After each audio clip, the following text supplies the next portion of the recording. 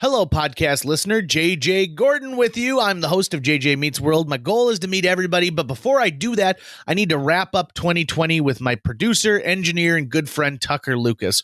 We're going to take you through our favorite episodes from this last year, so if you're new to the show, you are really going to get a crash course in the best of JJ Meets World 2020. And by the way, if you'd like to help support our podcast, visit jjmeetsworld.com where you can donate to our Patreon, pick up some killer swag at our merch shop, or click the link to Apple Podcast and give us a 5-star review. 1, 2, 3, 4.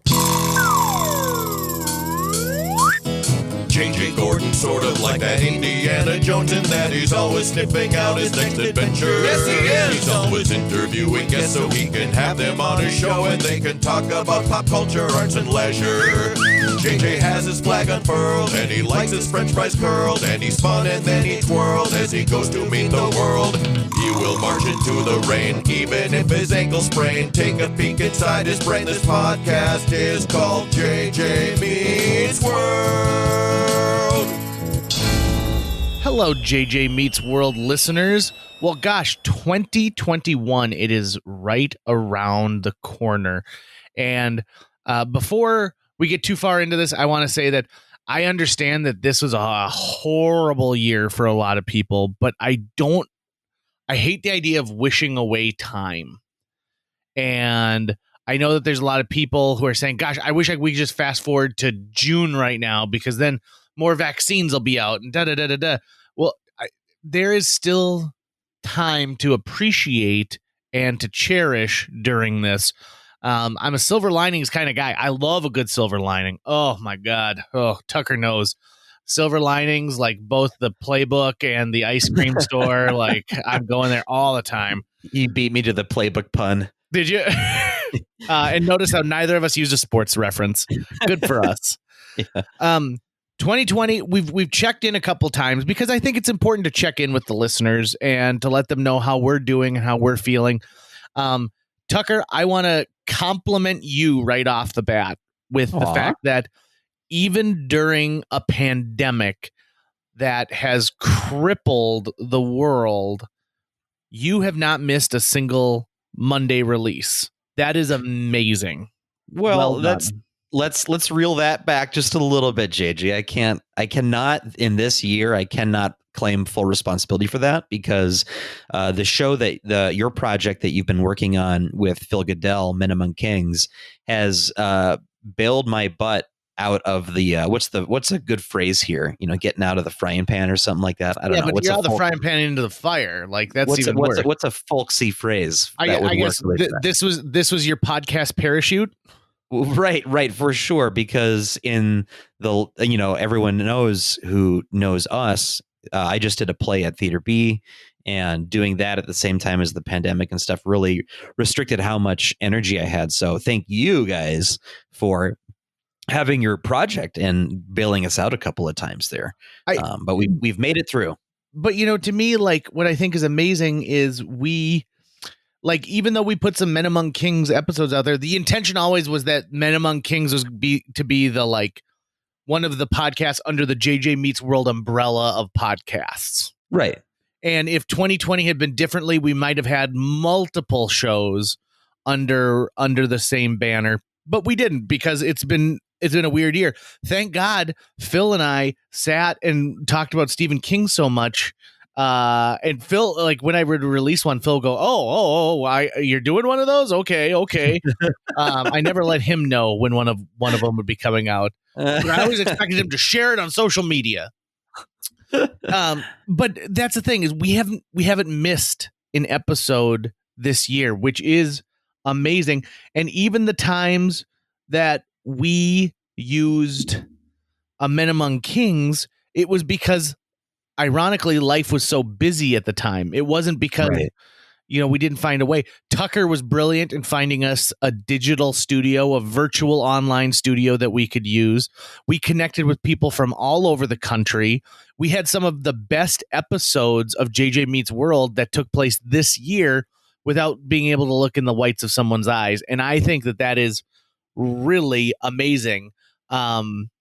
I hope folks don't mind. I'd like to highlight a couple of episodes that I feel were really important this year. Things that like I really got a kick out of, the things that I found to be one of the most interesting aspects. Starting with this. I believe it was the last episode we recorded before we went into lockdown, where we tried all of the Hardee's breakfast sandwiches. Yep, that was the very last one. That is, that was really doing, God's work right there. I loved that one more than you can imagine. That is episode number 175. How brown was my biscuit? There you go. And then it was great because we got to bring in Britta Nelson, who's a frequent guest on the show, who I have judged so many different eating competitions with that it was just a blast and a half. I recall the smell of like a bunch of cold breakfast sandwiches sitting in the room, kind of permeating everything. And I remember too, I think I didn't eat anything because I had an upset tummy that morning. Oh, so that was not the day that you wanted to do, like chow down. That was a bad chow down. I was not feeling good. My gutty works were messed up or something was going on. So that one was great. And then I'd also like to highlight episode 195, Don't Go Back to Sleep. Oh, yeah. Which is the episode that we recorded the morning after a peaceful protest in downtown Fargo turned into a riot, which I covered for my day job. But I was tear gassed multiple times. During the episode, when you go back and listen to it, you can hear me. I have to take breaks to cough because that stuff was still in my lungs. Yeah. And it was a horrific night. It was something I never thought I would witness in Fargo. And it felt like Fargo all of a sudden no longer existed in this bubble. It now was a part of the greater part of the world, which is very good because you shouldn't live your life in a bubble. Well, and that was a really emotional episode and just an emotional time because it really felt in the country like the world was on fire. It just felt like it. And so that was that is also our most downloaded episode of the year. That was one where the audience really took it to heart. And I was sad that everything that had to happen before the episode came to be, but I'm really glad we made the episode. And I'm glad overall too that you came out of that relatively unscathed. Obviously you were having respiratory issues because of the tear gas. And how are you? I mean, do you still have residual effects of that? No, at least nothing that I attribute to it whatsoever. I mean, Every now and then I cough. I did end up having to throw away all of the clothing that I wore. Okay. It took a good week and a half until I was breathing normally, though. I mean, I took in a lot of that. And what they say is that, it's a chemical, right? And so it's on your skin. And so you have to bathe in a certain way and it's in your clothes. I sat in my car afterwards to drive home. And so like my car had residual stuff from it. Like in a perfect world, I should have stripped down to like just my underpants and driven home like that. But it was definitely a different, it was one of the most life-changing nights of my life. And I've listened to that podcast several times because sometimes I need to remind myself that happened 6 months ago. Right. But it seems like an eternity. Right. I think what's crazy too with sort of the timing of how everything has happened this year is I'm looking back through the list of episodes we released. One episode that now is now to be seen in a completely different light than it would have been when we first released it was number 171, which was about the 2020 Fargo Film Festival. And we released that on March 6th of this year, which means it came out right before the lockdown really happened. And it was in the shadow of, who knows what is this pandemic thing, or is this something that's serious? What's going on? Are we really going to lock down? We were really, really ignorant of just what was coming our way at that moment. And so if you go back and listen to that, it's kind of like what would have been in an alternate reality where COVID didn't reach our shores. And that one is one of those ones that really reminds me of a lot of how the kind of groove into the earth COVID seems to have carved in our lives, because things like the Fargo Film Festival, which happen every single year like clockwork, just getting completely taken out, and how many businesses that's happened to, and how many events and other, jobs that people have had that's happened to this year. That is an episode that puts a magnifying glass on all of that for me. And, when you go back and you look at the episodes that we did leading into the pandemic, because we switched studios last year, and so really this was supposed to be the year we really got to use that new studio space and get really excited about it. Right. And boom, that just didn't happen the way we wanted to. But if you look at those episodes we released when we were still face to face, we have some amazing things. And then it's not like it stops. It's not like there is this gap between all of a sudden the country, the world goes into a lockdown and we just released a bunch of, non-starter episodes.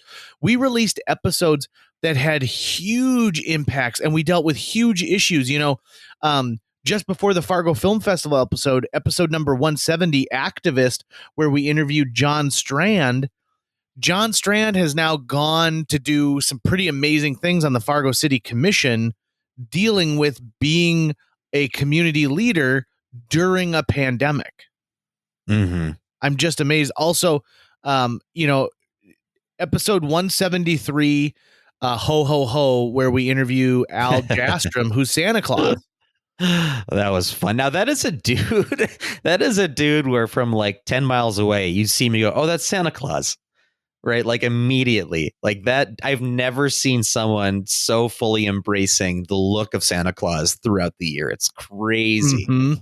But he's cool. He's fun. It's like there's this subculture of people who embrace basically the Santa lifestyle, which I think is fascinating. Isn't it just bizarre when you look at a list of all the people we've interviewed like in the last year, and then you go even further back into like of the last 2 years, of the last 3 years, and everyone tells me that they've got a different favorite episode. I think of JJ Meets World sort of like the show Friends. Everyone has a different favorite episode, but nobody likes David Schwimmer. Right. So it's nice that it just kind of balances out for all of us. Now, JJ, are there any episodes from this year that you're not a big fan of that we released that you would go on record for saying? Yeah, I actually will. It's an episode where in my mind, I kind of had an idea of how this would ebb and flow. And I feel like I totally got railroaded and just steamrolled over by you and Greg Carlson in Star Wars or Star Trek episode 192. Yeah, you were not on par with our level of like how deep we were ready to go for that. Yeah, and I just thought, oh my God, okay, so this is how this one's gonna be? Fine. Right. Mine from the year that I don't know how I feel about this guy is number 159, Iceberg Lettuce. We had this botanist, Dr. Christopher Davenport. Yep. That we had in the studio. And, when I first contacted him, he seemed truly legit to be a botanist. And I can't say to this day that I have any proof disproving that he's a botanist, but I don't know. There's something about that conversation that just sort of left me going, what just happened here? I mean, how did you feel about that? His theories are outlandish. The way he described growing plants in outer space and how at one point plants could become so sentient they could like grow themselves. Like one would grow another, one plant would like water and tend and prune another plant. Right. I find that to be far-fetched, but they would be self-replicating essentially. I don't think we've gotten any more hate mail than we have from that as well. Like he clearly has a wide fan base of people down there, who like what he's doing. and they have sent us some really awful stuff. We were getting rotten tomatoes in the mail. Yeah. And I think that they were calling it, they said it was like our blood, but it was tomato sauce. I'm glad that we did that episode. I would have preferred that he didn't know where the studio was. Yeah, I definitely learned some stuff, but I don't know. If we ever, once we can all see each other again, once we're all vaccinated and past this long COVID winter, and we can get some guests together for a party, I don't think we're going to invite Professor Davenport.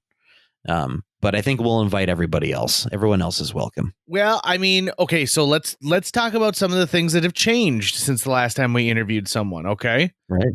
So number 161 from Utah with Love, we interviewed Tom Jennings, who at the time was a coworker of mine, and we interviewed him at the end of January. By mid-March, he was one of those people who immediately was taken into the fear and panic of COVID. And when we were still in the office, I remember him coming in, and it happened to be the week that my partner Amy Eiler and I decided we were going to start broadcasting from my basement just to keep everyone out of the office while we were trying to figure this stuff out, which now looking back at it was maybe kind of ridiculous, but I'm glad we did it because we grew as a partnership during that time. But Tom came into our office and he goes, "Do you guys have any lotion?" He had been washing his hands so hard that he had rubbed the skin off of it. Ugh. And so his hands were completely raw. Oof. And he needed lotion because even the air was stinging his wounds that he had given himself. Because at that point, what they were saying is like, don't touch your face and wash your hands. 2 happy birthdays. Right. And Tom quit. As far as I know, he went and he lived out in the middle of nowhere. Literally, his grandfather had like a big like ranch out in Wyoming, I think, and he got a camper and lived out in the middle of the property, not surrounded by anybody. And so the world drastically changed. So that was the last like amount of time I spent with Tom Jennings, was sitting and interviewing him. And it was funny when I think the conversation went something like, "Hey, how's that Tom guy doing?" And you said, "Oh, he quit and now he's living in like the wilderness in a tent." My first reaction was, that sounds about right. Yeah. Like my read on that guy is, yep, that sounds like activity he would do. Yeah, if pushed to it. Well, Tom, I hope you're doing good, man. If you're listening to this, I hope you're staying safe and healthy, for sure. We've also had the chance to turn listeners into guests in 2020. Specifically, I'm thinking about episode 203, Tristan Ross, the cinema experience. Tristan is an avid listener. He gives to our Patreon. He's actually going to be one of the first people who I had JJ Meets World shirts made up that are really solid. I love them. And so I'm going to drop one of those off because our patrons are going to be receiving these t-shirts if you've donated up to a certain dollar amount. So I can't wait to drop it off with him. But we get an in-depth look at what it's like to run a movie theater. Yeah. And you and I both at one point worked at a movie theater. We were really like in our element. Well, and he is such a nice guy, and he's just really giving and truly passionate about it. And part of at that point in the year, what is that act that you had referred to where movie producers or distributors weren't allowed to own cinema chains? Yeah, I think it was the Paramount Act is what it was called originally. So that is now done. Right. Like that's just that's completely done. And so we really don't know yet the full impact of what COVID has done to the movie industry. We know it's the most drastic change the industry has ever seen in its lifetime. And now there are things going on where, what is it? Is it Warner Brothers is going to be distributing everything on HBO Max like the same day, or what is it? Yeah. As they go into theaters. So in the future? It's same day streaming as well as in theaters, which was sort of the the what if that people have been talking about the last couple of years. Right. Because it's great for the studios, right? The studios still get tons of money from people going to see it in theaters, but they're also getting tons of money from people who are subscribing. And so this has caused a major uproar. And it's also been a discussion of like, okay, so a movie makes $1 billion when it's released in theaters, and then it makes more money, and then when it's on home video and streaming and stuff like that.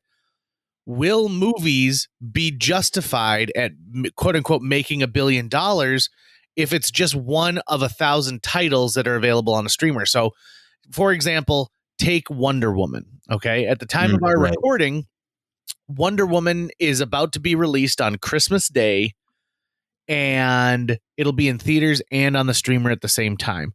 They'll be able to see 10 million people streamed, or 10 million television sets streamed Wonder Woman on Christmas Day. Well, do you say all the money then that everyone paid in the month of December to HBO Max should count towards its box office? Right. Because there's a Dune. They made a new a remake of the movie Dune that's coming out, and the director of Dune said this is going to kill the potential for any future franchise because you don't know how to say this movie's worth X amount of dollars. Right, exactly. Even just today, I read an article about how AMC theaters say that by the end of January 2021, we will be out of money. We'll be bankrupt. Yeah. So one of the nation's largest movie chains, movies didn't recover. And, when I listened to the episode with Tristan, I listened back with this hopeful attitude of, like maybe we'll get this. Movie theaters are going to be something we tell our kids. Movie theaters are going to be like, do you remember do you remember Chutes and Ladders? Yep. The play place that people had, like you'd have your birthday party there. Does that ring a bell to you at all?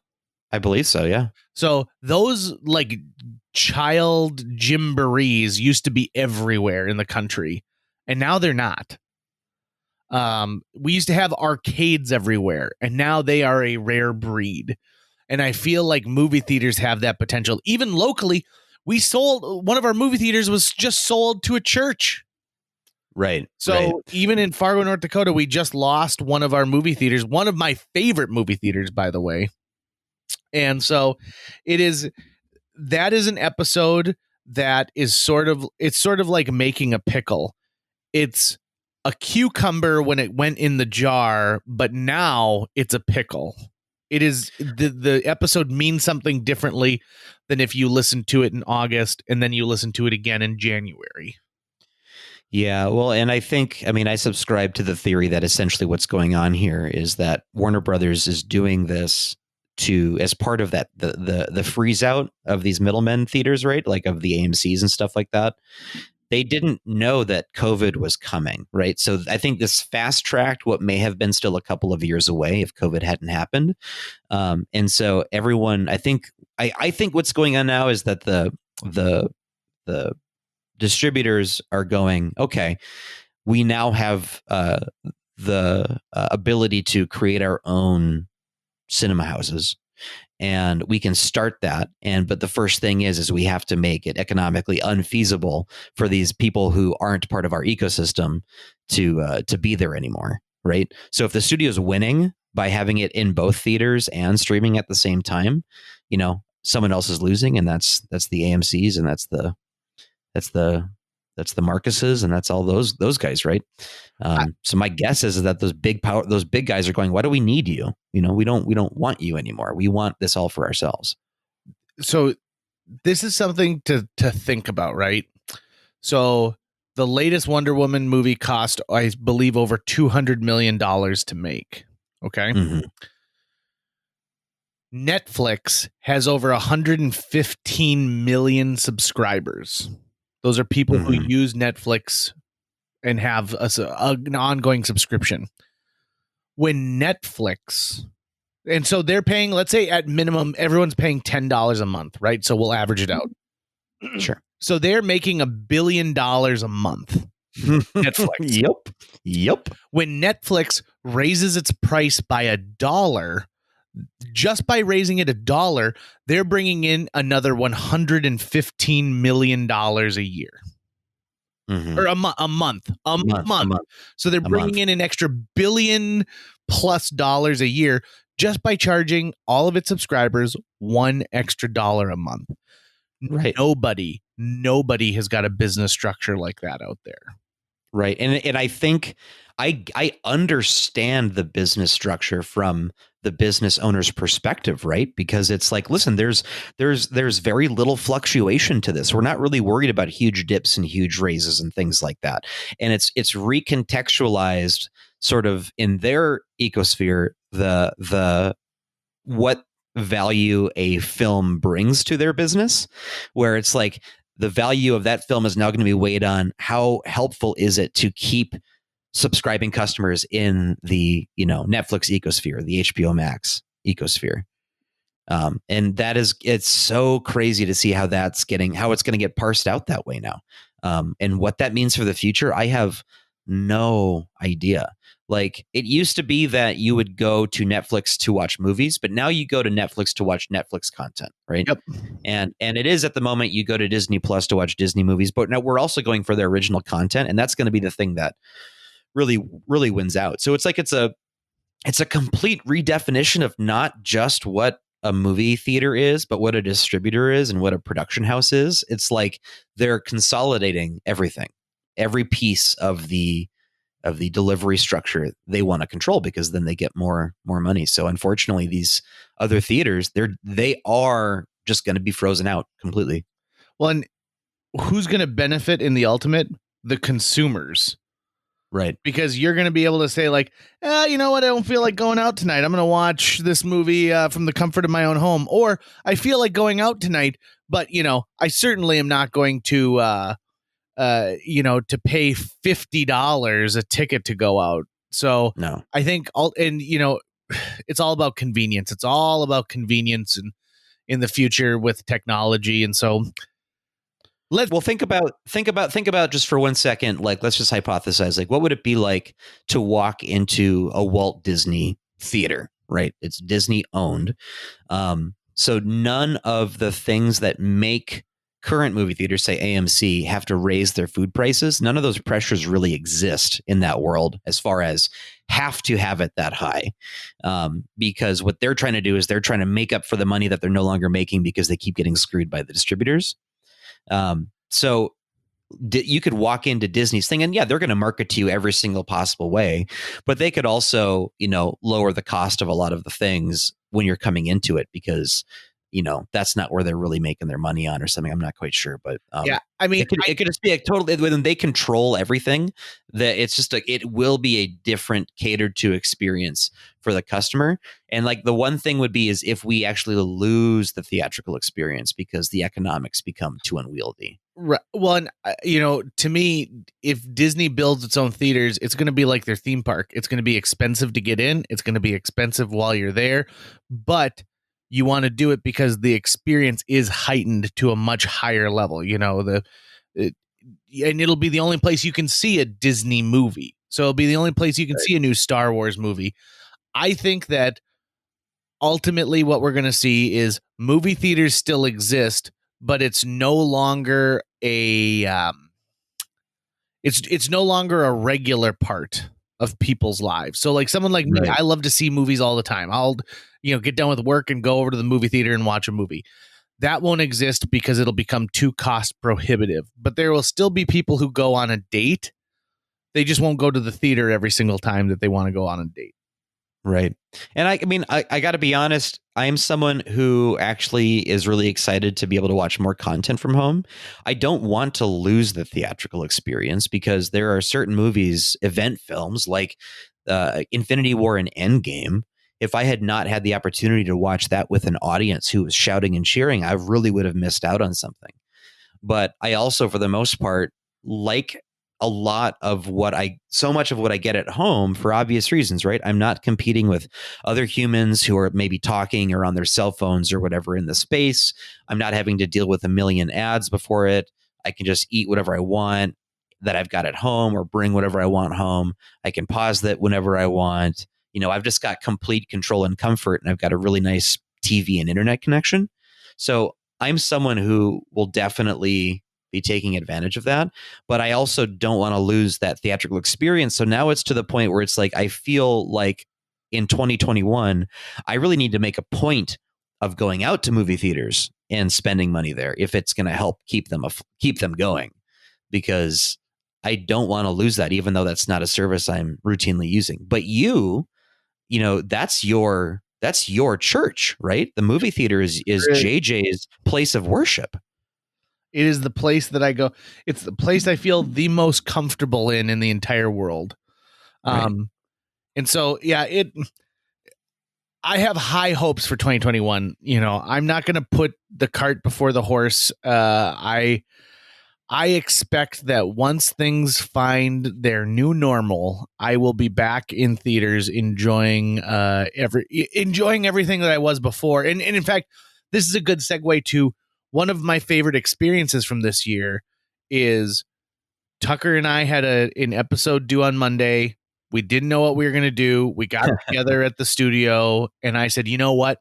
Let's go see the new Sonic the Hedgehog movie. Heck yeah. And that's episode 167, Sonic the Hedgehog. Tucker and I went to the theater. Like, we ate snacks. We watched the movie with a theater full of children, shockingly surprised by how much we enjoyed the Sonic the Hedgehog movie. And I really dug it. Yeah. And then we get to talk about how it made us nostalgic for playing video games and all of those little things. And that, to me, that was a fun episode. There was another one where Tucker surprised me, where he said, what we're going to do is we're going to do a live audio commentary to Major League 2. Major League 2, which I currently own on VHS and DVD. And I need to get it on Blu-ray. And that's a whole other topic of conversation. I have a very special place in my heart for Major League Baseball 2, which I get into a little bit if you listen to that episode. Thank you for humoring me with that one, JJ. But that was fun for me to do. When we started JJ Meets World, I remember one of the conversations was, we don't want to be just another podcast about people complaining about movies. Do you remember having that talk? Yep. Oh, yeah. I mean, and we're not really. I mean, we're not that. But what we are is sort of this blank canvas to change things up in the moment if we so choose. Right. Well, which is one of the things that I found is something that's a really good way to work with you, JJ, especially when I've directed you, is that you're so game in the moment for, hey, I know we were going to do this, but hey, let's try this right turn really quick, or let's try this left turn really quick, or let's try this other thing. I dig that. And I think that makes it fun. And so even though we're focused mostly on interviews, I like that we do this other stuff from time to time. I have fun with you too, Tucker. That's good. In 2020, if you look back at the list of episodes, there's a lot of movie theme stuff. We had, like you said, Men Among Kings, Major League 2, the Sonic the Hedgehog one, Pitch Storm, where we're pitching fake movies that don't actually exist based off of a board game. But I think that is a good representation of, this is the comfort food that I live in my life. Right. And so even putting together the ultra scientific holiday movie list that is out there, these things brought me great joy to be able to share with people. And at an event, an amazing JJ Meets World listener showed up and said, well, I used to manage some movie theaters, and so I brought you some stuff. And it was a grumpier old men, like the Pin, one for Aliens. When they opened the Extreme screen, like the promotional t-shirt that came out. And those were things that I was blown away by. I was just dumbfounded at how awesome that was. And so if you ever get sick and tired of movie episodes, don't worry, there's plenty of non-movie episodes out there, but there's a lot of really great pieces of content out there. Some of my favorite episodes, we've done a good number of them this year, including obviously this one right now, is where it's just you and me, where even though I love having the guest in there, it's fun to just hang out too. And I actually really liked episode 216, Other Airports I've Liked, which was just a hangout, and one of my favorite and most treasured privileges on JJ Meets World is I name the episodes. I don't consult with JJ. Of course, if JJ said, "Hey Tucker," it would mean a lot to me if this episode was named XYZ. I would go, "You got it, dude. We'll do that." But he allows me to just, oh, that sounds good. We'll use that for the title. And it usually comes out of something someone said. And in that episode, I can't remember why you were talking about airports that you liked so much. Oh, no, that's right. We were talking about airports in general, and you had a lot of airports that you had like a top 5 list of airports you liked. Yeah. And I thought that was just the most insane list to have top of mind that I could see you having. And it led to a really fun discussion. We just have some adventures, some great, this year has also been full of episodes that are just Tucker. You get to know Tucker and I. You're taking a deep dive into who we are. And I've appreciated those as well, because those also spur the most feedback I get from people. So, they listen, and they'll listen to episode 209, Pastor Meets World, in which Tim Bauer was our guest. And we get to have this amazing conversation. And I'll have people reach out to me to say, like, gosh, that part of these things are things I've thought about, but I've never been able to say out loud. But then in some of the episodes where Tucker and I just get to chat, someone will reach out and say, I know exactly what you're talking about. I had a similar thing happen on Thanksgiving, and they'll tell me a story. And so even though we're the ones who occupy your earbuds, I do love hearing from people out there. And I love it when they tell me that I'm dead wrong about something, where they share an opposite opinion. And then I love also the people who back me up 100%, be like, it really wasn't fair in this episode when so-and-so told you that they didn't like this. And I'm like, you are really listening intent, because when we record these things, it is through my mouth into the microphone, saved on Tucker's hard drive, and then I don't think about it again. Yep. And it's rare that I go, hey, you know what? I'm gonna not let that one go out. Like if JJ says a sentence inartfully, and I'm like, you know what? I'm just gonna take care of this. Take care of this right now. He's not gonna hear about it. And I do it for myself all the time. I sound so much smarter in the finalized version of these than I do as we're actually talking. Episode 194, Book Club Edition, is the episode I think I've had the most requests to have another version of that come out. Oh, yeah? Back in May, we'd all, at this point, we were all kind of chugging along, and people were still staying at home a lot. Some people were venturing outside their homes.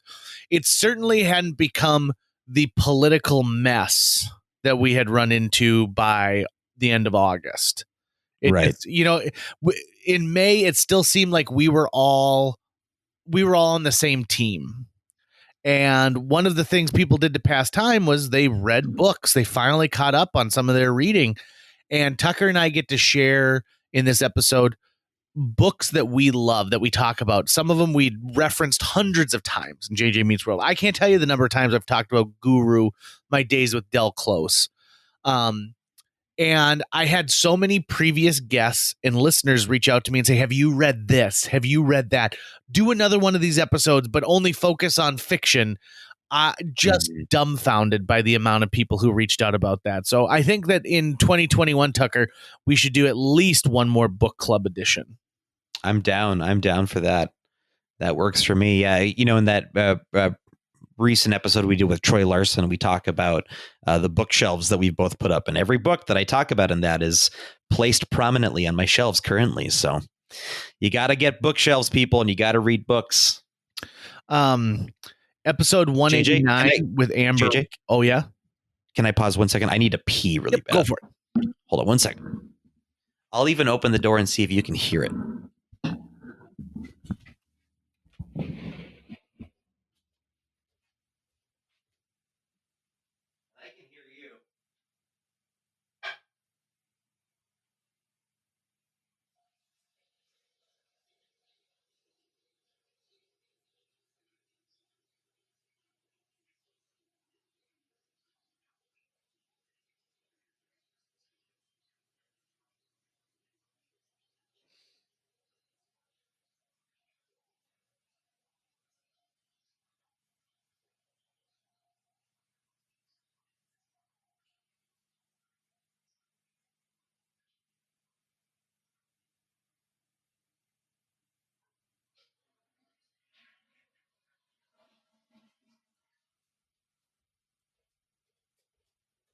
Could you hear that? I couldn't. I heard you put the toilet seat like up, but I didn't hear the splashdown. Well, when I've got the file in Audition, I'll bring up the gain and see if it's buried in the signal there somewhere. Yeah, really just, give it hell and see what you got, right? Yeah, really. Okay, sorry. Yeah, that was I had finished the pot of coffee for the day, so I really was hurting. Okay, I'm ready to go.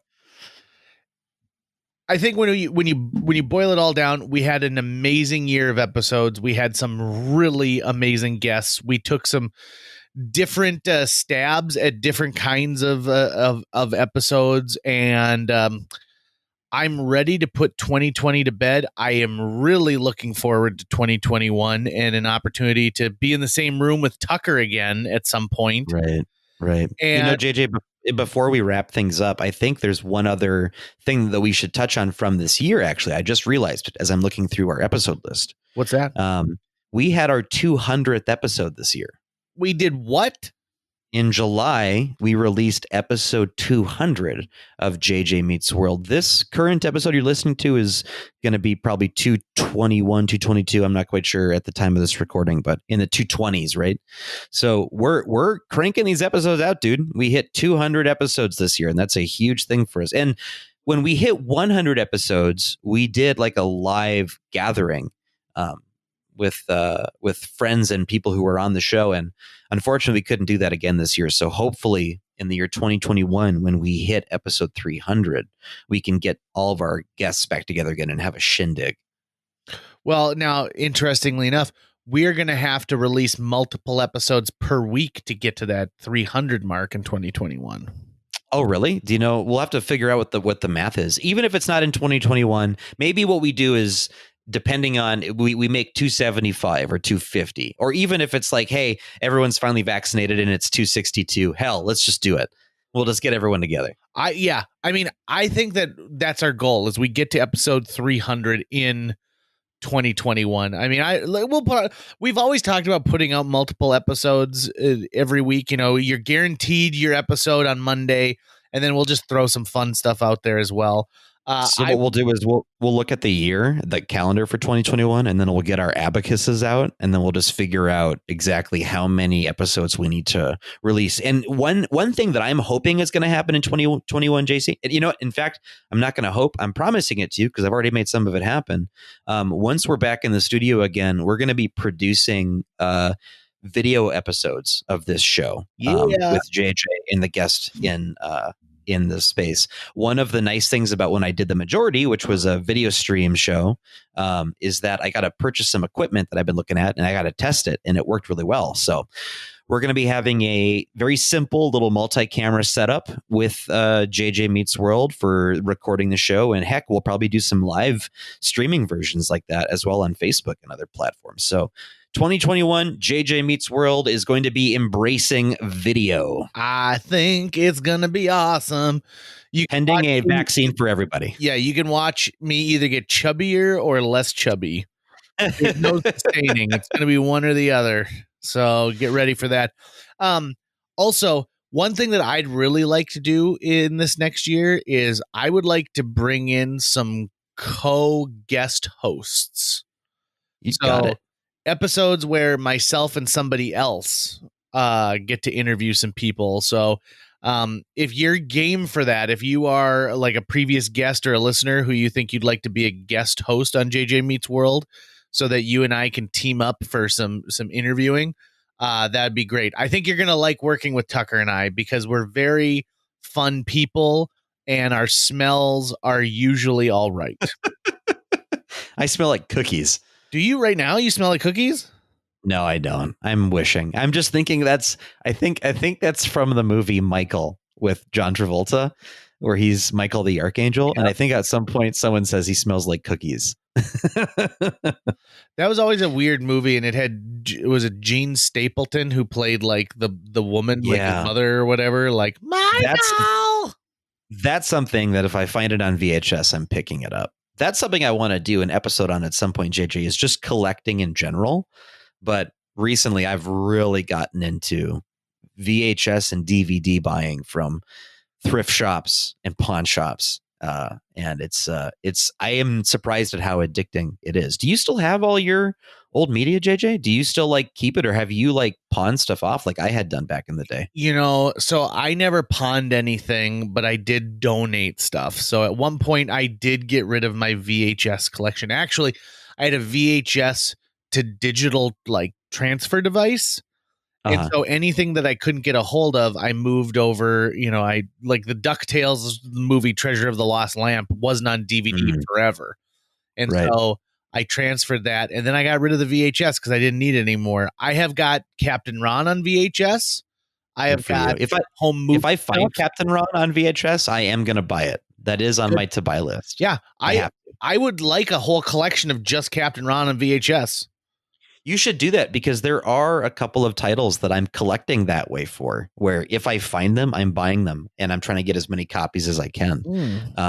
The Pizza Hut Creator's Choice X-Men special they did back in like 92 or 93 when the cartoon first came on Fox Kids.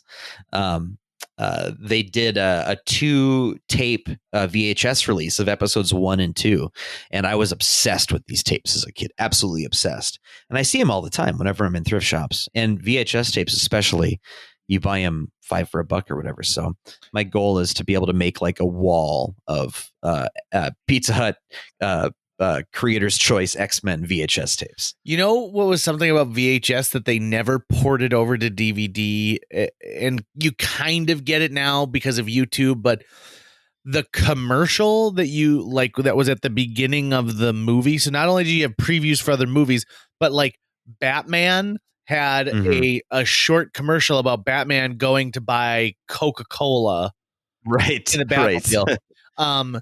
There's a Pizza Hut commercial that's on one of the VHSs for the Teenage Mutant Ninja Turtles 2, maybe, where it's like a kid who's out in the baseball field and then he gets pizza at the end of it. And you don't see stuff like that really anymore. Like there's no pre-advertising. You know what I really miss is I miss the coming attractions that you saw at the beginning of movies on VHS and then on DVD for a little while. Certainly not on Blu-ray, where you sat through those before the movie itself started. I loved that stuff. What a great way to find content that you didn't know about.